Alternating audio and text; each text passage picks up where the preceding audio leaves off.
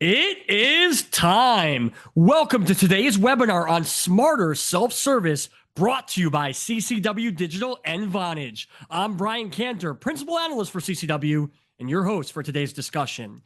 Self-service is one of those inescapable, unavoidable, arguably cliche topics right now. But it's not one of those cliches that just came out of nowhere. It exists for a reason. We know that historically service has been very inefficient, very inaccessible, and the idea of giving customers more power to solve problems on their own terms, that's always been a goal. That's always been the heart of customer centricity. But as we look ahead, it's becoming even more integral, not only to keeping our customers engaged and happy, but frankly, every bit of contact center investment we're making.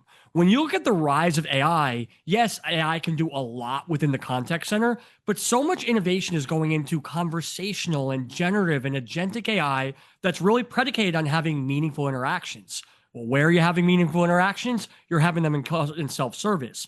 We also know that there's been so much said about the future role of the agent, that the contact center employee is going to focus less on simple issues, more on complex work. Well, that becomes a moot point if we don't have self-service absorbing some tasks from them. So again, everything we're focusing on, from the metrics we're establishing, the tech we're investing in, the retraining we're doing, is predicated on self-service being effective.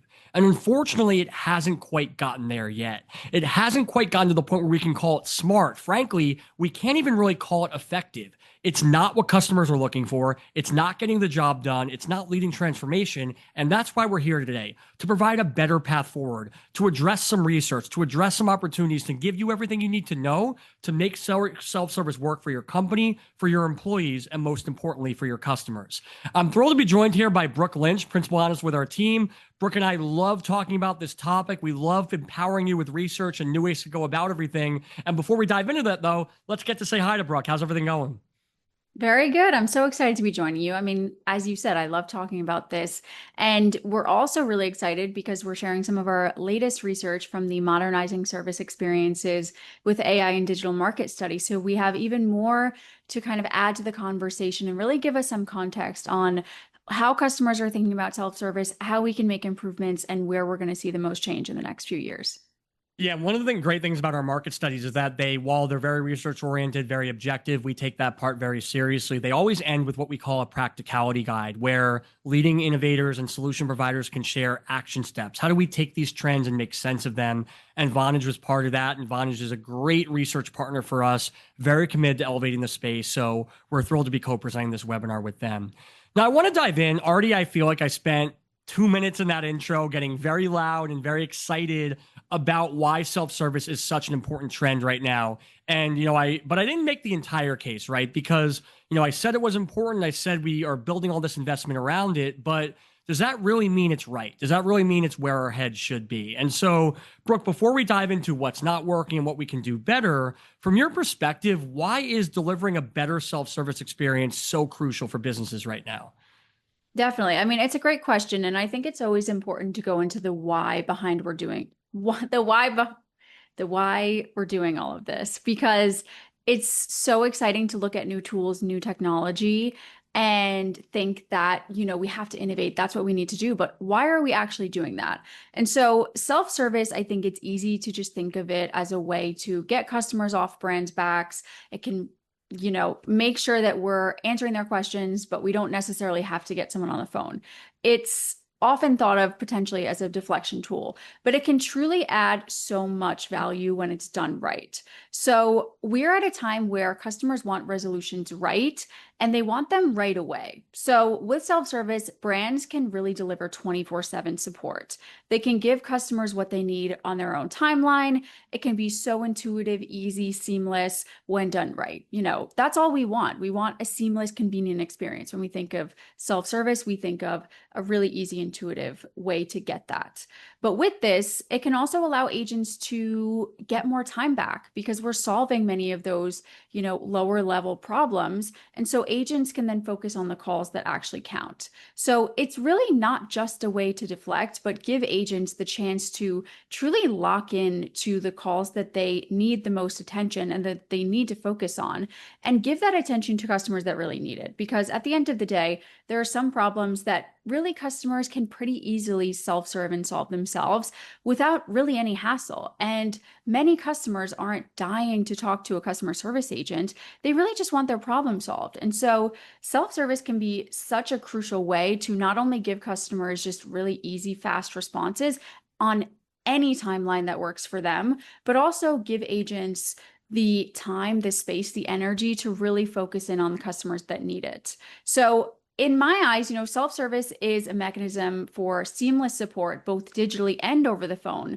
because the more time that agents are actually able to get back with self-service, the better they are when they actually are speaking to customers. So the why is just so important, because it's really easy to assume that digital is just a way to get customers to self-serve, get them off the brand's back. But in reality, it's such an integral and crucial part of an effective holistic CX strategy. So we can't ignore the importance of it when it comes to actually giving customers a way to not only self-serve, but also give agents that extra time back to dedicate to the customer. So there's so many benefits. And Brian, I'd love to hear your perspective, because there's just so much good that we can do with self-service.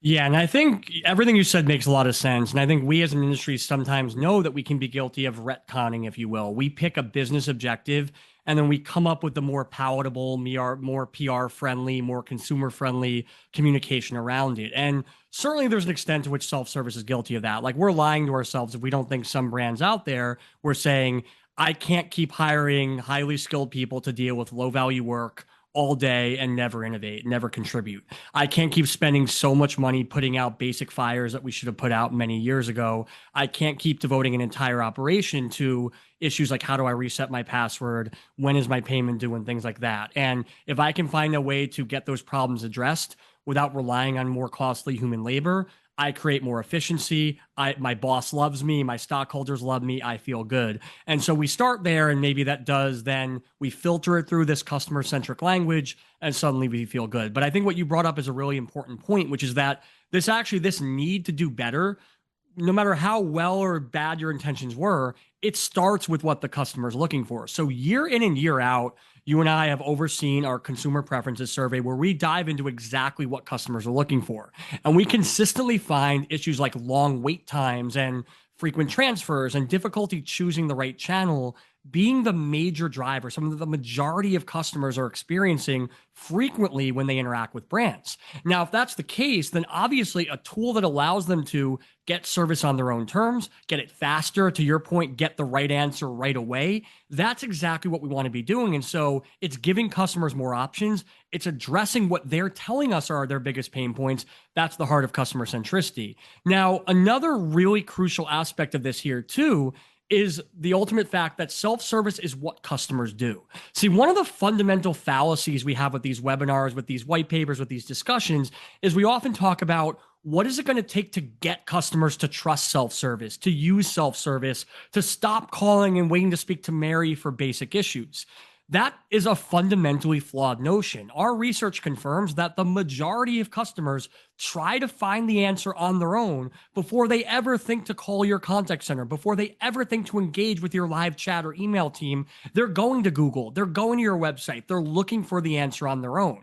So again, customers are not, just looking for quick. They're looking for self-service. They're looking for their own way to get these answers. And the very fact that we can't give it to them, or at least give it to them in a way that is conversational, that is intuitive, that is easy to navigate, we're already failing. Just the idea of saying you have to talk to an agent when you don't want to, that's a failure. That's not customer centric. And so asking them or empowering them to use self-service is not forcing them to try something new. It's actually giving them what they've always asked for.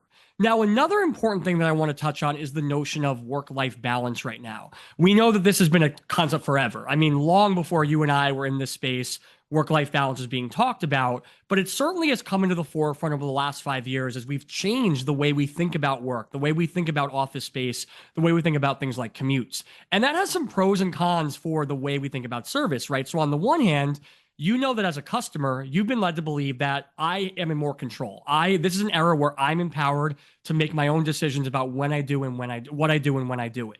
And that means that I may not want to get service at during business hours on a weekday. I may want to say that's my time to do my work. Then it's my time to drive my kids to soccer practice. Then it's my time to read a book. Sometime on Saturday afternoon, maybe that's when I want to get customer service. So you want to have that option. Unfortunately, guess what? The people providing service, they want the same freedom. They're not anxious to work at off hours or on weekends or be handling everything. And so it's not practical for many companies to truly staff 24/7, 365 experts, always give you that exact care you're needing when you want it. That mismatch between what customers want and what employees want, that's really come to the forefront lately. And so self-service is a way to manage that volume. On the one hand, many customers who have an issue off hours can just get it resolved with great self-service. And on the other hand, even if they can't all do that, you greatly reduce the staffing need. So the people who are comfortable working weekends, the people who are comfortable working at 3 o'clock in the morning, they can actually be enough to manage your workload and be very efficient. So I think in the spirit of what customers are looking for and how we deliver great experience, that's really important. And then a final step here is that we know that in today's digital world, we're not capturing every interaction. Everything we know about customers is not on that phone call when they're screaming about their product breaking down or screaming about a billing issue. We're learning about them from how they navigate our website, how they talk about us on social, how they react to certain marketing stimuli. And self-service gives us a way to really monitor and elevate those experiences in these more passive and low-touch experiences and touch points where we can learn, here's what the customers really like. Here's what they're really reacting to. Here's what really drives behavior. So the more that we can have intelligent touch points throughout the journey, the more we can get a true portrait of who our customers are and what they're looking for from a great experience. And so you put all those together, self-service is a way to make service more efficient, make it more accessible, adapt to the changing times, and certainly allow our brand to be more in touch with customers when they need it most. Now, that's why self-service is important. That's why we're having this conversation. That's why it's such a big investment area, why basically every contact center we poll says that improving self-service adoption is a top priority for them. But none of that is making it successful because ultimately we know that despite customers being willing to self-serve, in fact, 60% told us they'd be willing to self-serve even for complex issues, which even goes against like the most ambitious thought leader in our space. They talk about simple issues. The fact that you have the majority of customers willing to self-serve for complex issues really does speak to how much this is resonating as a concept with customers. Unfortunately, the practical acceptance doesn't match that theoretical willingness. We know that customer trust and self-service actually declined this year, and upwards of 85 to 90% of customers still expect live agents for most, if not all, issues. So, Brooke, can you walk us through this mismatch? Why is self-service so popular, such a talking point, such an investment area, such a customer demand, and yet not really improving when it comes to acceptance and trust? I mean, it's so interesting. I think it's not really a failure in the technology itself because we all know that technology is moving so quickly. It's rapidly improving and it is incredibly impressive. We see tools like ChatGPT, we see how powerful it can be, especially with self-service and bringing a really conversational, intuitive, conversation to life. But customers, I think, in my opinion, want to move at their own pace. So 84% of customers right now are not technically, 84% of customers are actually being forced into using self-service as that first touch point with a brand. From there, they can be escalated, they can talk to a person, but the first touch point for 84% of people is using self-service. And I think it's that lack of autonomy that's really putting customers off. So I think when you don't give customers an option and you're forcing them to start in self-service, you're so much more likely to see pushback and frustration because it wasn't their original choice. So I think that really kind of forcing them into this specific journey has potentially put them off. We're also, the other thing here is the fact that, customers have potentially had a bad experience in the past. They don't want that option as the first option. So they're immediately going to fight to talk to a person instead of actually using the technology. So, they're really adamant about avoiding the technology because it's something that maybe hasn't resonated with them in the past. and they're being forced into it right now. And what I think is incredibly interesting is that 81% of CX leaders say that some customers simply refuse to engage with self-service at all. So they're not even willing to try it. They're completely put off and averse to it to the point where they're not even willing to try it. And that's 81% of leaders. So this is a big number of people who are just completely avoiding the technology when it can do so much good. We just talked about all of the amazing things that self-service can do and how helpful it is and how integral it is to the actual like contact center as a whole. And yet some customers just don't even want to try it. So this is alarming. I think we're just at this point of tension where customers want the best experience possible, and we kind of know what's best for them, but they're almost like causing the tension. And it's a really weird time because you see how excited customers are to engage with ChatGPT, with all of these tools. And yet when it comes to AI and their personal experiences with a brand, sometimes they're just more trusting of a person. So I think self-service, it has to be part of a really healthy functioning contact center to see all those benefits that we just talked about. But we really need to make self-service and digital channels more welcoming if we want to see that dynamic customer experience develop, where they're able to engage with technology, see the value, and create a journey that's just best for them. And so I find it really interesting. There's so many other things at play, but I think really deep down, we're just at this point of tension right now. And as we see the technology become, just so good that they kind of almost can't avoid it, I think we'll see, a little bit more change. But I think a lot of it is just introducing these elements in this technology in a way that feels comfortable for customers and giving them the autonomy to grow with the tools. Yeah, I agree with your sake that this is designed to be a source of customer empowerment, and yet it doesn't feel like they have any autonomy. If they're not choosing where they go, then it's not really, they're the opposite of empowered. They're being it's being imposed upon them. That makes perfect sense. However, I don't want to challenge it because I know where your heart is on this issue and I know how you're thinking about it, but I want to slightly think about the premise in a different way. Why does it feel like such an imposition? It feels like an imposition, not only because it's literally been being imposed upon them, but because it feels lesser. It feels like it is not the same experience that they would get from speaking to a live person. Whether that's because the resolution quality isn't there, whether that's because our data shows the number one factor is that it's actually difficult to explain your issue in self-service. It's the number one reason why people bypass chatbots and IVRs is they feel like it's too hard to explain your issue. Now, remember, the reason we said self-service was so popular was accessibility. It was speed. It was effortlessness. It was making things more convenient and on customers' terms. If you can't even explain your issue in a cohesive and easy way, then you're not really seeing that convenience. You're not seeing that value. It's not even delivering on that basic promise, let alone what you really want, which is an awesome, personalized, high value resolution or high value action. So if you don't believe self-service is good and then you're being forced to use it, it's going to feel like it's really going to feel like a burden, really going to feel impositional, really not going to feel very empowering to a customer. There's a kind of a weird analogy, but, I want to pose this out there right now. Think about the idea of taking the last shot in a basketball game, right? That could easily be a horrible thing. You're the one that's going to be remembered. If you miss that shot, your team, your entire city, everyone's going to hate you. They're going to blame you for losing the game. There's a lot on your shoulders. It doesn't have to be an honor. And yet the best athletes, they want that. Like, you want to be the guy chosen to take the last shot because it shows that there's trust in you to carry the team. There's trust in you to get the job done. And you're going to be the one who has the opportunity to get that glory, to be the hero who won the game.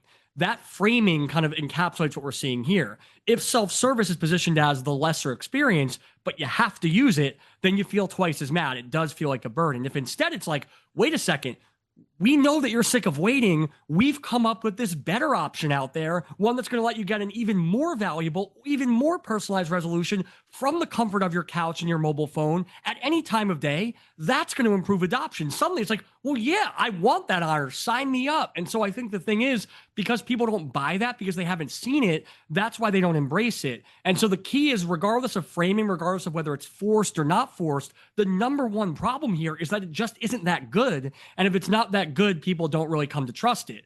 We saw that argument. We talked about this a while ago. There was a series of viral X post. I feel like this thread goes viral once a week. Kind of the algorithm's kind of a mess right now, in my opinion. But anyway, it basically said that no one, I mean, no one wants to talk to your AI. And that, but what if you had, instead of saying talk to our AI, said, we're going to give you the chance to solve your problem 3 minutes faster? Who wouldn't sign up for that? It's again, it's about the belief that what AI represents is not a faster resolution, it's not a better outcome, and that's really the problem that we have. Now, another thing here that's really important to discuss is the fear of dead ends. It may seem sort of like very cheeky to say that the number one way that people would be willing to trust self-service is to have the option to escalate to a live agent. That's what the data says, but obviously you can look at that and say, really what they're telling you is they don't want to use self-service and they just want to go straight to the agent.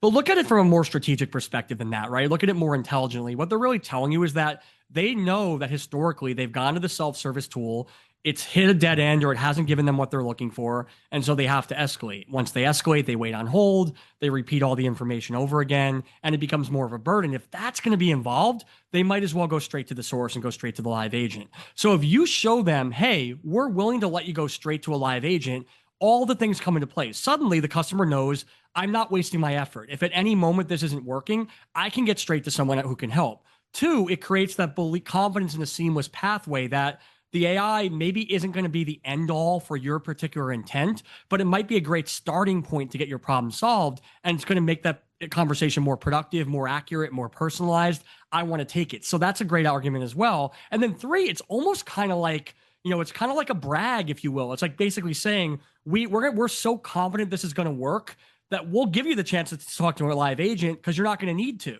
And so it's almost like daring customers to use it. I mean, that might be juveniling it a little bit, making it sound childish, but there is some merit to this psychology that brands are so confident that their self-service is going to be effective that they're willing to put agents out there. It's the same logic as like those, if our pizza's not delivered to your door in 30 minutes, it's free. The brand doesn't expect to lose a lot of money on pizza. They're basically telling you it's going to get to your house in 30 minutes. It's the same assurance here that you have this option, you have this way to get around it. The brand is so confident you won't need it that they're willing to offer that to you as well. Now, finally, I do want to really emphasize this point about resolution quality, because this is something that's going to be a huge sticking point throughout the industry, is this notion of what does a resolution in self-service have to look like? Does it have to be any resolution, or can it just be information? Can it be very transactional and generic and basic? Does it have to be above and beyond? What kind of resolution, what kind of action is going to get customers more trusting of this option? The good news on the one hand is that brands do believe there should be consistency. From our most recent market study, the overwhelming majority do tell us that the resolution given by a live agent should be mirrored in quality by the resolution offered by self-service. Now, on the one hand, you might say that's very exciting. That means that brands are more and more willing to let their chatbots and their intelligent IVRs give make goods, give coupons, process changes, decide to reship a product that's late, all those things. However, there's the glass half full take, which is that are we perhaps instead saying maybe everyone should stick to policy, everyone should move in the wrong direction, everything should be transactional? If we allow that to be the case, yes, we win on consistency, but we don't win on value. We don't win on delight. The key here should be to use the power of AI, use the guardrails, use intelligent design to decide what really is the right resolution here, and how can we leverage our power of automation and human ingenuity to give the customer what they really want. Not try to get away with a lesser outcome, not try to ignore them, not thank them for their dealing with the inconvenience, but instead give them what they're looking for and feel confident that wherever they go, they're going to get it. And that means that understanding, okay, yes, maybe you can't give that resolution with a bot. Be transparent about that for that situation. That will make customers more trusting in AI for when you can give the resolution, because they'll know that you're being honest and they know that you're committed to them. And so again, it's okay to not give everything under the sun, but you need to be very transparent, very honest, and very customer centric about what you do choose to offer. So, I don't know, Brooke, if you have any more takes on the idea of resolution, because I know it's something we talk a lot about, or just any takes about the self-service situation in general. Yeah, I mean, I think you explained it well. I think the idea that we need to see over the top amazing support on self-service. Yeah, I mean, customers are sometimes they just want their problem solved. And so they're willing to accept an experience that is just going to solve their problem. But we also see, like I said a million times, tools like generative AI, giving us this really intuitive conversational flow. So if we're just accepting that, potentially a traditional chatbot or something that's a little bit more rigid is going to suffice and customers are going to be happy with that, I don't think that's true. So I think it's kind of like managing what outcomes we want and how we want to see customers engage with the technology and going from there, I would say. I agree. I think it has to be an outside in process. It has to be really based on what the customer is looking for. And I think we see a hazard here with notions like AI for simple issues, agent for complex ones. I think obviously at the high level, that's going to be true. I think there are certain simple tasks that just do not make sense for your human employees to be doing. And of course, there are certain highly emotional, highly complex tasks that do not make sense for your AI based self service to be doing. That's totally fair.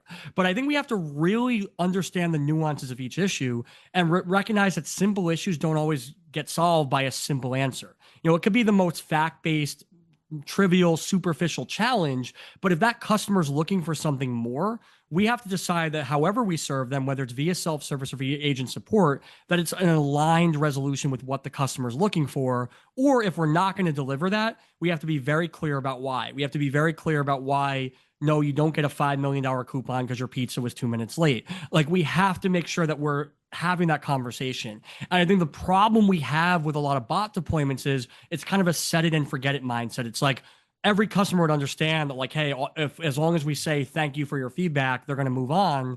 And we wonder why people don't trust chatbots. We wonder why they speak to the live agent. Again, they're not speaking, as Brooke said earlier, to the live agent because you're live agents. I mean, maybe they're very sweet people, but they're not so sweet that they want to spend all their day talking to someone on the phone. They're doing so because they think they're going to get a better outcome, or they think they're going to speak to someone who hears them. And if your self-service can replicate that for at least some intentions, that's going to be what leads to adoption. That's what's going to lead to a reduction in volume, and that's what's going to lead to more trust. Now, we've given some recommendations here.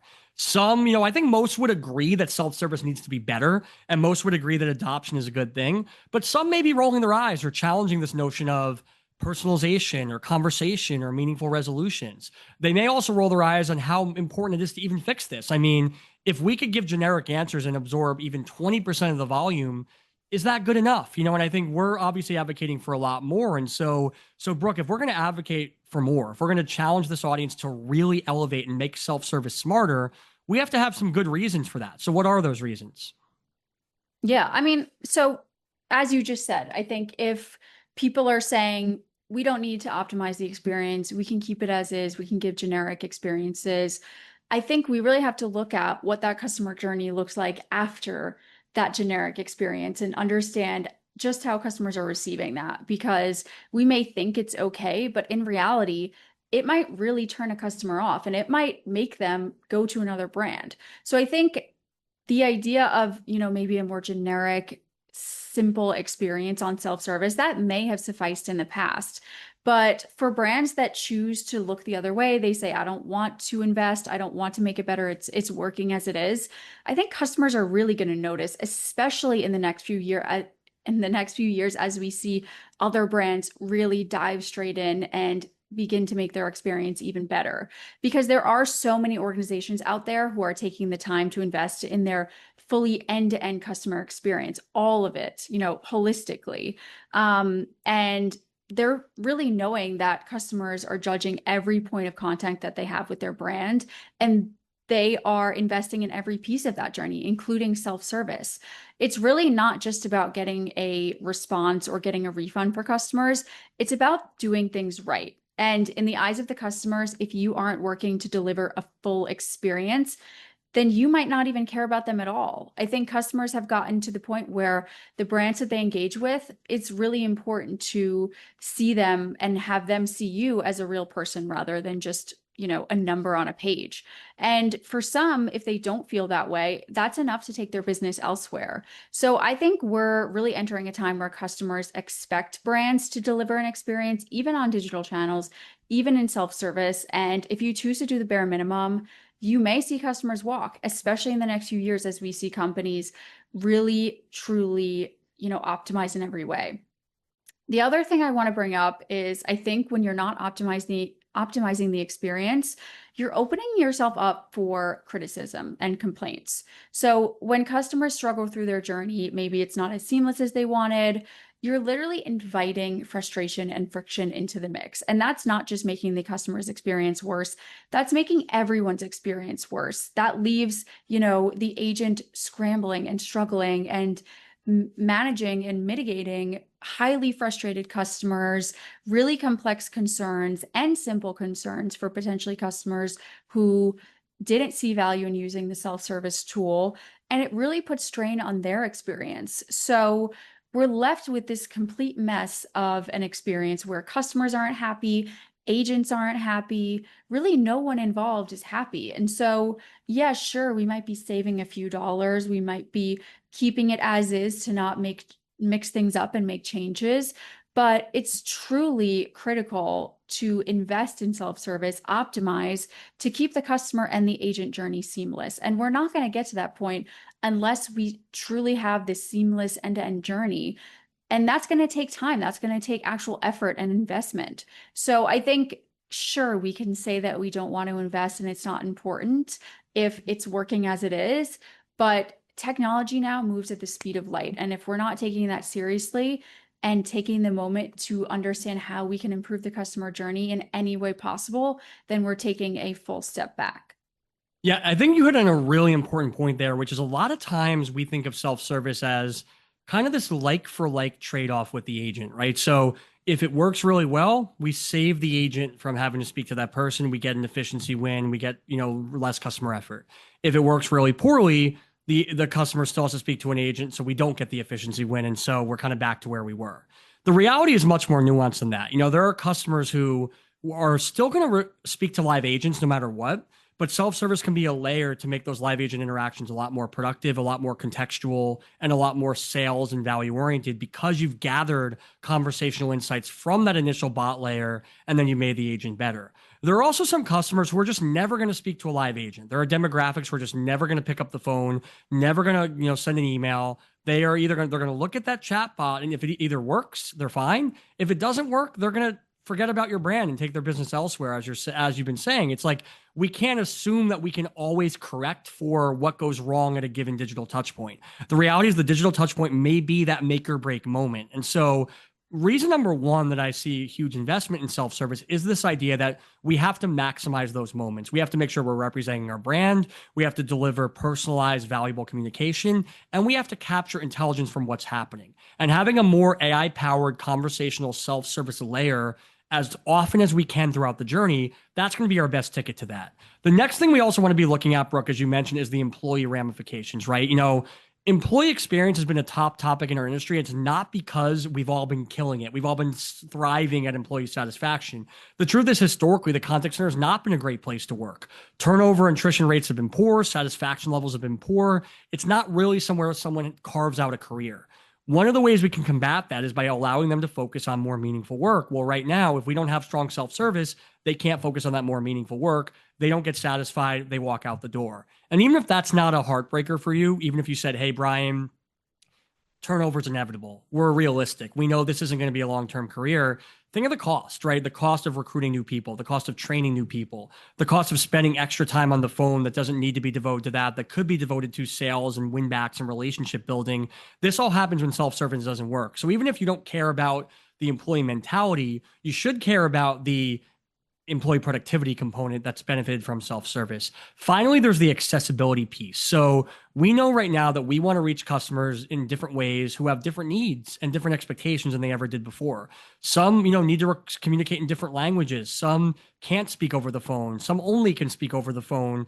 And the more that we leverage self-service and AI-powered self-service specifically to accommodate this, the more we improve the accessibility, the more we can accommodate different language or those who have their own advantages and disadvantages when it comes to communicating, we're able to do so in a very customer-centric way. We expand our base, we learn from more customers, we build relationships with more customers, we become a stronger and more people-centric organization.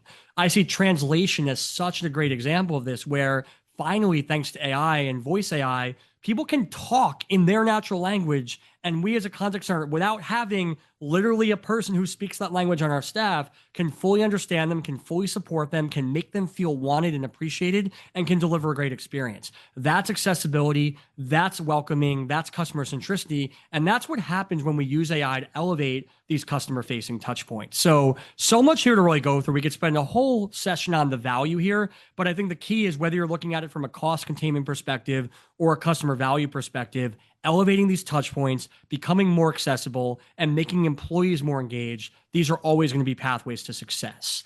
So we talked about why it's important. We talked about where it's going wrong, but we need to talk about what it takes to actually elevate self-service, to make it smarter. And so, Brooke, what can we actually do about it? What are some thoughts you have on how to elevate self-service and take it to that next level?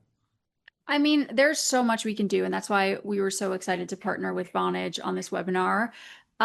There's so much to do to make the experience better for customers. It's not even about really, like we talked about earlier, having this insanely over-the-top experience or, giving them this amazing experience. It really is just sometimes solving their problem. So it's just about giving them more freedom, more autonomy, as I talked about earlier, to engage with the technology effectively. So I would say the first thing, and we've talked about this before, Brian, and I think it's one of the most important things, kind of everything I've talked about today, is to not build walls. So as I mentioned earlier, sometimes it's not even that customers are averse to the technology itself. You mentioned, Brian, that they're always on their phones. They're always doing things digitally. They are comfortable with it. It's more so about having the option to try it and also giving them a resolution that counts. So when customers feel like they're boxed in, they're less willing to try. And they're almost getting their guard up right away because it feels like the brand is putting them in a direction that maybe they didn't want to from the start. They're guiding their journey in a way that doesn't feel intuitive to them. So giving customers the option to escalate at any moment, giving them that really holistic experience and journey, that's going to make it a positive experience rather than a forced interaction. And that's really what customers are looking for. I think the more we allow them to use the technology and engage with it freely, give it a chance, that's when we're going to see adoption. I would also say, and you really touched on this earlier, Brian, making it feel like a value add. If you can personalize their experience and really show them the value that they're gaining out of utilizing self-service, that's when you're going to see customers jump on board.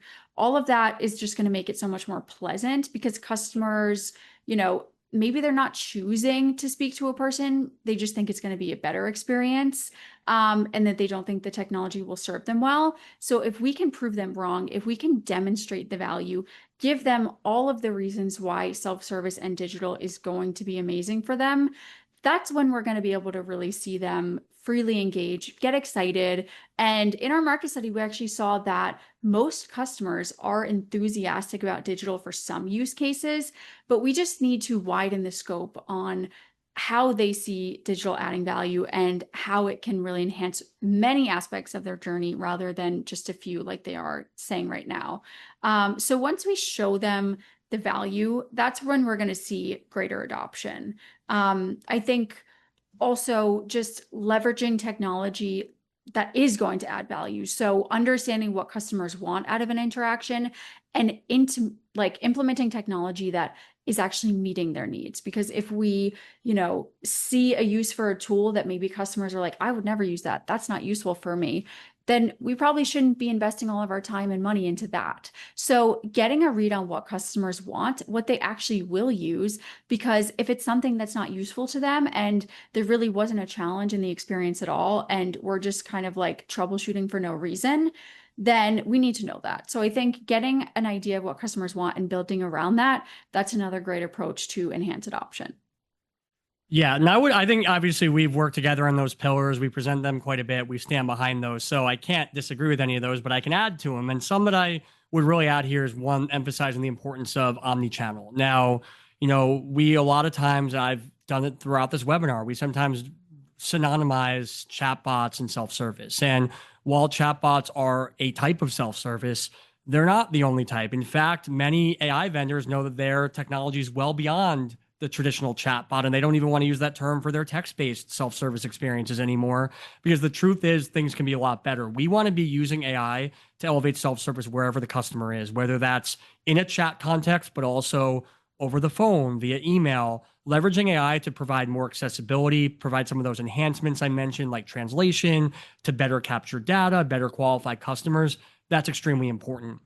Another thing you want to definitely do, and this Brooke said this really well, is the idea of reprioritizing use cases. Earlier, I brought up my frustration with the idea that we sometimes think about the issues like, should it be handled by an agent or should it be handled by a self-service tool? We think of that as a finite pool of issues. It's, here are support challenges, who's best suited for that? It's not a terrible way to go about it, but I would say a better way to go about it is like, here's what we're doing now, here's what we should be doing, how can AI help us get there? We find that from our research, a lot of brands, for example, are not doing enough customer onboarding, really welcoming you with welcome offers and instructions and thank yous for starting to work with their business. Feels like a perfect opportunity for a self-service tool to initiate that conversation and provide some basic questions for that. We know that there's things like appointment setting and reminders and things along those lines where we don't have the manpower to do all that manually, especially in a meaningful and empathetic and warm way. So using bots to do that so that when we do have humans call, they can demonstrate that empathy. That's another example. So again, don't look at use cases in terms of what are the most boring tasks that we don't want our human agents to do. Also look at it as, what are the amazing tasks that we can't do because of our current workflow, and how can better self-service help us get there? Cohesion is really key. So ultimately, I know that the biggest sticking point, at least I hope, maybe I'm wrong, but it seems like the biggest sticking point of this discussion, as often is when we talk about self-service, Brooke, is going to be this idea of resolutions. What type of resolution is really required? Well, I believe a good one, but I recognize that not everyone's going to agree with me there. But what I think is important here is we should believe whether it's delivered by AI or a human, customers should get a good resolution. And so my challenge to you is, whether that's going to be entirely with self-service or guided by self-service, focus on the outcome you want to provide, and then decide how you can use your self-service and human assistance in tandem to get there. Allocate the resources, allocate the brain power to make the determination factors, the approvals, whatever makes sense for your organization. Do that with the idea that they can work cohesively, they can work in collaboration to get a better outcome. I think of something like, if I'm dealing with a financial matter, you probably don't have a limit to what you can solve for me in an AI-based self-service experience. But what you can do is authenticate me, get me into my account so that all those questions that, a human's not really equipped to filter through anyway, I can now be, who you're talking to, why I'm calling, that human can be more effective. So understanding how they work together in the journey is a way to elevate that self-service experience, even if you're not willing to go as far as to say 100% of our issues should be resolved by a chatbot or by an AI agent. And then, of course, test from the outside in. This is such an important point here, because we may have the best AI model, the best technology, the most warm and customer-centric vision, the best escalation, the best unification of our data, but it ultimately matters, what does it look like for the customer? When the customer engages with your AI self-service, are they saving time? Are they getting value? Does it feel personalized? Is it clear? Is it easy? If it's not, you have a problem. And also, I think you want to look at, do the resolutions make sense? So, I was just having a food delivery issue recently, and basically, depending on the option I chose, I was able to get vastly different resolutions. In some cases, I was able to get a full refund for a minor issue. I didn't deserve a full refund, if I'm being perfectly honest. So the business actually cost money there. And then in other cases, I wasn't able to get anything, even though it was a problem and I was entitled to something. And so I think that not understanding what the customer's intention is, and do you offer a clear pathway to get there, and is it consistent across the different options, that should be a no-brainer. This is the kind of thing we have to be testing, we have to understand, because based on what that customer chooses, we know bad experiences stick. We know from our research they cause mental and psychological strife. We know they cause people to look elsewhere. But above all, especially in a self-service context, they cause them to distrust future self-service interactions. And so if what happens there does not work for them, they're going to believe that every self-service is not going to work for them. They're going to resist your bots. They're going to resist your voice agents. They're going to resist your intelligent IVRs. Guess what's going to happen? You're going to spend extra money servicing customers you did not need to service through the traditional contact center, center just because you didn't build the trust. So you need to know what they're seeing, what they're feeling, what they're experiencing, and then build the right service accordingly. And that starts with outside-in testing. So I cannot stress enough how important that is. Now, obviously, Brooke, we can look at the technology. We can look at, different processes and protocol, but that tends to be a mistake we often make in the CX space, right? We want to really take this kind of simplistic binary approach to everything. And we assume that, like, if you do self-service right, you're going to be 100% happy. If you don't do it right, you're going to be 100% sad. The truth is that there's some nuance, there's some strategic considerations, there's some risk factors. And as we wrap up with this webinar, I want to go through a few and really get your take on those. And as we start to deploy this technology, what should be top of mind? What should we be considering? And what might this mean for our organization? So the first one, of course, is important because we are talking about tech investments. We are talking about business outcomes, is metrics. What are some thoughts you have on the best ways to measure AI self-service? One thing I want to talk about is really how much time customers are saving using self-service. If we think about what customers actually want out of digital, it's convenience, it's speed, it's intuitiveness, it's easy. And so really thinking about how this is saving the customer time and effort, that's so important when we think about metrics. Are they spending the same amount of time using self-service as they are on the phone?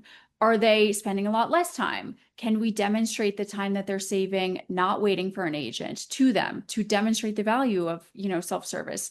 And then how can we really communicate that message to customers? I think time saving is a huge piece, and it's such an easy way to really demonstrate what customers get out of using self-service, because even though maybe, potentially they want to talk to someone on the phone, if they know that they can save 25 minutes by just getting it done really quick on self-service, that's meaningful. And that's a lot of time that they can save. So I think measuring that time, being able to really demonstrate that value to customers, that's going to be a really exciting way to enhance adoption and an important metric that I think we should be looking at. I would also look at CSAT. Obviously, that's not a surprise to anyone. I've talked a lot about how the tool is adding value, how we need to focus on value. And I think we can actually see that and measure that within CSAT scores.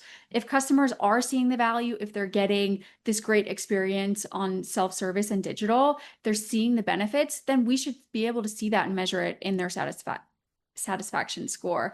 It's really important that these tools aren't detracting from the experience and really adding friction. So when we're implementing new technology, looking at satisfaction, seeing if it's going down, seeing if we can make little improvements in their journey to enhance their experience and, their satisfaction, that's going to be really important.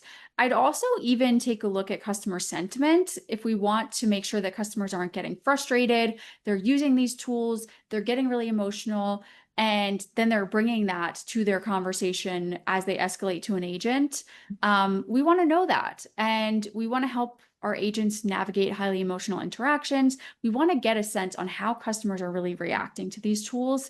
And again, if they're making the experience worse and we're trying to do the opposite, how can we measure that? How can we find that really quickly rather than, see it a year down the line when customers are getting frustrated on a regular basis? So I think, in my opinion, getting a pulse on how customers are reacting, seeing how their experience is changing, and being able to demonstrate the value that self-service is bringing, those are really important things that we should be looking at and measuring. And I think something that is really important when it comes to metrics. Yep. I think those are the most important because it all starts with the customer. But there are two that I would add here. They are more about the business side. So one, I think the employee impact and employee satisfaction, right? We talk about the AI for simple issues, agents for complex ones cliche, like it's an obvious employee experience exercise. It's going to make employees happier. But I think we really have to understand, is that actually happening? Are we actually making them better as a result of this pivot to dealing with new tools, but also dealing with more unpredictable and complex work? Are they happier or not? Are they more productive or not? Because a lot of this has been an assumption we can make because we know right now self-service adoption is not where it needs to be. So it's kind of like a pipe dream for down on the horizon. But once we start to see self-service take more of a foothold, what is that going to mean for the way employees feel about working for us? And then finally, I think you want to look at how issue volume is going to change. I've made this example 50 times. It's time for number 51. If you have a self-service tool kind of preemptively alerting everyone that there's a power outage in their area this weekend, you save a lot of volume from people calling up and asking, where's my power? But you invite perhaps criticisms about how come you didn't let me know faster, or what kind of make good or coupon are you going to give me for next month's utility bill? Like, you create a new set of issues that your employees are going to have to be prepared to answer. So really understanding how the changing of intents that you automate is going to change the ones that you can't automate, and what that means for, and we'll get into this in a second, things like training and preparedness for the team. And perfect segue for myself here, Brooke. So this is, again, when we talk about AI for simple, agents for complex, we kind of take for granted that that's a good thing. And it could be a good thing. I think many agents are certainly burned out by basic repetitive issues day in and day out. It's not the most exciting or stimulating work. But that doesn't mean that there's not challenges. It doesn't mean that there's not consequences. It doesn't mean that the rise of AI self-service will automatically make agents happier with where they are. So what are some of the considerations you think we need on the people side? I mean, yeah, so much to think about as we see the agent role shift. We love to talk about the new agent role, how they're going to take on more, but that's not on the agent to figure that out. We really need to train them, prepare them, make sure that they have every tool, every insight, every, training that they need to step up to this new potential new role.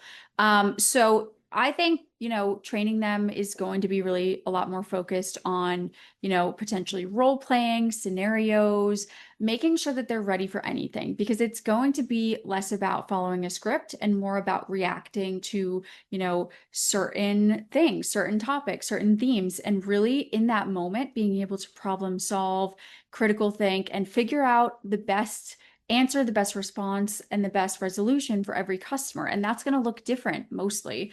And so going through those scenarios, making sure that they feel like they can be, on the ball, on their toes in every single interaction. I think that's where training is going to go, because it is going to be focused more on, different triggers and making sure that we're ready for different responses, different things. So that's one piece. And then giving them the tools that they need to really guide customers with empathy, because they're going to be spending more time with the customer. It's not going to be simple issues. It's going to be more complex issues.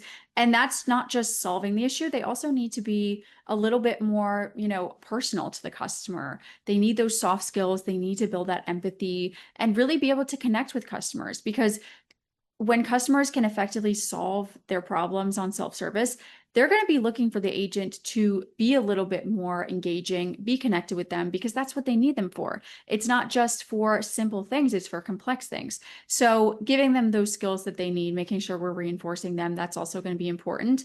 And going off of that, making sure that they're actually experts, because I'm sure we've been on a call where someone didn't really know what they were talking about. I know we see in our surveys all the time that customers think that agents don't feel prepared. They don't have the knowledge that they need. They don't even feel like they want to support them. So they're really going to need to be experts, because when they use self-service, they know they can get some level of response. And when they are escalated, they want to see, a more involved, experienced person answering their call. So I think making sure that we're really having them experts in so many different areas to ensure that we're elevating the conversation, that's also really important. And then lastly, I would say being transparent, because we are during it right now is such a big period of change. There's so much going on, and agents want to feel like they are a part of it, a part of the journey, a part of the AI experience, and that they fit into this big puzzle. So being transparent with them so that they feel like they're in the loop rather than totally outside is so important to really get their buy-in and to get them a part of the process. So we're going to have a final question on delivering empathy. But before we get there, I do want to stress the importance of empathy for the agents. And I think with your point about transparency, Brooke, you really hit the nail on the head here, that ultimately we need to think about what this all means for them. We need to think about day in and day out, their lives are changing. They're going to be dealing with different types of work, new types of systems. Are they built for success? And more importantly, are they built for happiness? It's easy to say, oh, complex works are more mentally stimulating, more fun than simple issues were. It's easy to say that they're excited for the chance to have a challenge to really connect with customers. Well, that excitement could easily go out the window the first time they have a customer yelling about $1 million medical bill, or yelling about they're going to miss a flight for an important job interview, and demanding support and complaining about how difficult the chatbot was and how they're slow and don't understand anything and they're a bad agent. They're going to be dealing with people like that. And so the excitement you have for this complex work can easily become resentment toward what the job is turning into unless we think about not only the right training that Brooke said, but the wellness behind it. What are we doing to be aware of what our employees are going through? To know that, hey, today they dealt with 10 medical claim rejections. Maybe it's time to give them a chance to relax and recover and think about what toll that took on them. Maybe they're doing something in their personal life, and that personal life matter could impact their ability to be warm and friendly when they're trying to upsell a vacation to Hawaii to someone on the call today.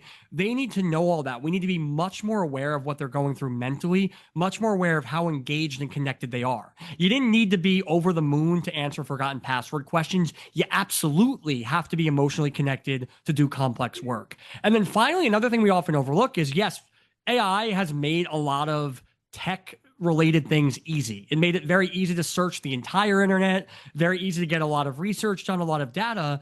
But there are right and wrong ways to interact with an AI platform. There are good prompts for ChatGPT and there are bad prompts. And if we want agents to maximize the efficiency, we want them to be performing well, we want them to be getting the information that will let them be empathetic, they have to know how to use these tools. So starting to focus on cultivating AI fluency, scenarios, how to run these searches, how to run these prompts, that's going to be so key for them and definitely something we won't want to forget. So as this is all happening, one of the other areas we have, Brooke, is the notion of risk management. On the one hand, we have an unfamiliar technology. We also have the idea of now this unfamiliar technology is answering a lot of questions and being the face of our business. And on the other hand, we also know that as humans take on more complex work, they're now going to be dealing in the gray areas. They're going to be dealing in the off-scripted areas. So in theory, there are a lot of risk management ramifications here. What are some of the ones that you're thinking about? So, I completely agree. I think we've seen a lot of examples of technology, potentially generative AI going off the rails. And I think it's just really important to set ourselves up for success if we do see, mistakes happen or things like hallucinations. With that said, I think when we start small with more specific use cases with AI, we have a little bit more wiggle room for, mistakes or for more oversight. And that's important. I think once you feel comfortable and you're aware of some of those challenges behind the scenes, I think that's when you can start rolling things out more broadly. It might also be helpful to really bring agents into the training process, having them, dive into when the tools are potentially going off the rails or mistakes are happening. Agents can be there and be in the loop and make sure that they're correcting things. I think if we want to have our agents or our technology mimic our best agents, then we should probably be inviting them into the process and sharing their insights and making sure that they have a handle and a hand in how the AI is working and learning. So I think that's important. And then also, if we are doing all we can to optimize taking down those walls, then customers really always have the option to speak to someone if they aren't getting the support that they need. So we'll always have a person in the loop to ensure that nothing really goes off track. So those are kind of some of the things that I'm thinking about there. Yeah, I think the importance of maturity, the importance of really understanding what's going to matter, that matters a lot. All I would caution our audience out there is when you think about choosing your use case and choosing your deployments, do so in a way that doesn't come at the expense of customer satisfaction. I see a lot of people when we do these kind of webinars, when we do these kind of discussions, they start with your most repeatable and high volume tasks. And like that's intuitive, right? Like obviously those are the ones have a right and wrong answer. Those are the ones you see a lot. So it's very easy to score how the AI is performing. But just remember, though, that if you have a lot of volume on that inquiry, you also have a lot of customers who could be very disappointed. You have a lot of customers who have expectations. And so it's not always wise to start with what's going to have consequences for customer satisfaction and buy-in. You may want to look at use cases that are more fringe, more selective, and more controlled, so you can really flesh out the kinks of the model and understand what it looks like in your experience, understand what technology requirements you need, what systems have to be unified, and do all that. So I'm not saying that by no means should you start go all in, but I know it means you start so slowly as to not see any tangible progress. All I'm saying is, as you think about the maturity model, be very smart about where you focus your attention. Don't just always focus on the simple issues or always focus on the customer outcome. Do what is going to actually generate the kind of testing and the kind of intelligence you need to make things better. And then finally, you really just want to think about what this ultimately is going to do for expectations of customers. Again, we know that customers are always going to want more. So the truth is, you can listen to us and say that you're going to make your self-service offer resolutions, you're going to make it rise to the occasion. There's going to be a segment of customers who then think, well, even though the bot gave me a $20 gift card, if I wait on hold, maybe I can get a $30 gift card. And so are you going to empower your agents to do that as well? Like, you have to think about, as these things come together, as customers' expectations change, how will their sense of what a good and bad resolution looks like also change? And what mechanism will you create to either nip that in the bud or start honoring it? And that's really important. So again, understanding like how this is affecting sentiment, that's going to be really important. I think that's especially true on the agent side. So one of the stats that we sometimes look at is that for all this talk about, oh, we want to let agents do complex work and use their brains and be more autonomous, only 6% of companies actually empower agents to go off script and make decisions without approval. 6%. So that means more than 9 in 10 companies are saying, no, you may be doing complex work, but you're not going to give complex resolutions without going through a cumbersome bureaucracy to get there. That's not in the interest of the agent. That's not in the interest of the customer. So if you're going to get to this place, think about what it means for the permissions you give your employees, the way you measure them, the way you empower them, the way it shapes customer expectations. Be very clear on that and then make decisions that way. And then finally, industry specificity is so important too.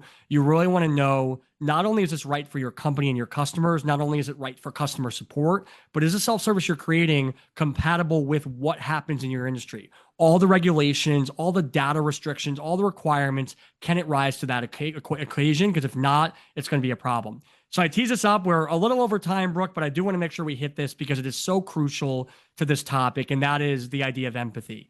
As we emphasize more self-service, as everyone pretty much out there is looking for more issues to be fully contained in self-service, what does that ultimately mean for empathy in today's age?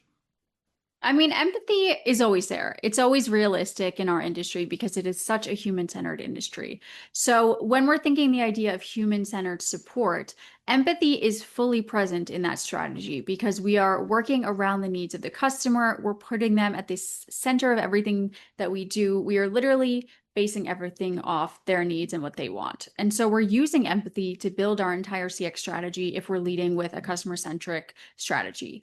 But I would say that empathy doesn't mean that we are going to deliver everything through a human agent. That's not realistic. And so empathy can mean that we're just getting something done as fast as we possibly can. And we're giving customers every option to solve their problem.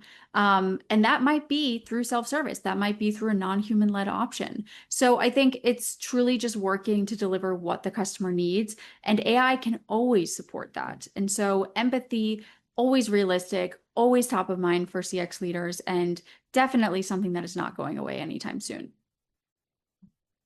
So as a teaser for some new research we have coming out later this, well, actually, I guess it'll technically be like next month, because we're getting very close to the end of the month here, but it'll be really looking at the role of empathy. And one of the things that's reassuring is that brands do see empathy as adapting to context, not adapting to hostile emotion, which means it's not sympathy. It's not just offering remorse. It's about understanding what the customer needs at that given time. And that can be done with AI and that can be done with humans. The other point that I would really bring up here is that don't think of empathy purely in the context of that single conversation. Because yes, no, I don't care what you're being told. There's no AI out there that's going to be meaningfully empathetic in a conversation. It may say certain words like I'm sorry, or I appreciate you, or I hear you, but it's not going to give you real empathy. The kind of, hey, I'm a human and I'm bonding with you over this moment. That's only going to come from humans. So don't try to simulate that within a conversation. Instead, think about empathy not at the interaction level, but at the experience level, at the journey level. Are you designing the experience so that the customer, based on their need, can always get access to the support that their situation requires? If they're in the need of something really fast, can they get access to a chatbot that can give them very simple information very quickly and get them on their way? If they're looking for something that's more human and nuanced, can they quickly get to a live person who has that emotional intelligence and can connect with them in that manner? Design your journey so that it makes sense for the customer. Don't design it to be human-like. Design it to be liked by humans. You do that, you're going to have an amazing experience, and it's going to come across as empathetic. So, little past time. I see we have some questions we can't get to, but Brooke and I are always happy to continue the dialogue on LinkedIn or via email. So we'll definitely be reaching out. Brooke, any final thoughts as we wrap up here? No, I mean, such an important topic. So excited to partner with Vonage here. I think, self-service is, there's so much to do. There's so much room for improvement, but we see so much value. And at the end of the day, we are working towards that tirelessly and endlessly. And I'm just excited to see how and where the future takes us, because there's so much room for improvement and so much excitement. Well, it should be taking us to one where self-service is more conversational, free of walls, more personalized, more resolute, and more consistent, because we certainly spent a nice hour talking about it. We know that companies like Vonage are empowering brands to think critically about how their ecosystem empowers better self-service. So definitely look at making this happen. Definitely keep asking questions. Definitely keep listening to your customers and employees, and definitely do everything it takes to make self-service not only more visible, but smarter and more customer-centric. On behalf of CCW Digital and Vonage, thanks so much for joining us. Thanks, everyone.